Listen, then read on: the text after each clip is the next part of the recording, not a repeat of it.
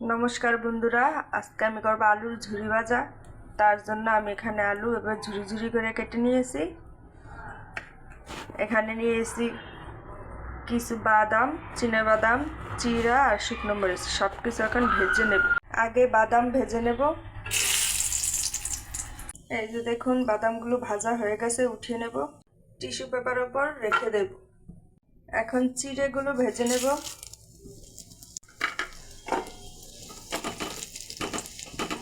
এই যে চিড়ে ভাজা হয়ে গেছে, উঠিয়ে নেব। শুকনো মরিচ ভেজে নেব।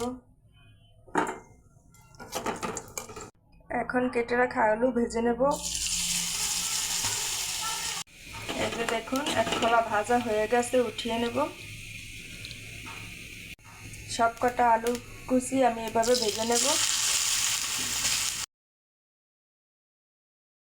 এই যে দেখুন বন্ধুরা, সব কিছু ভাজা হয়ে গেছে।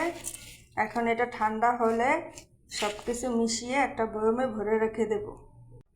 আপনারাও এভাবে ভেজে বয়মে রেখে 2-4 দিনের মতন রেখে খেতে পারবেন। তো ভিডিওটি এ পর্যন্তই।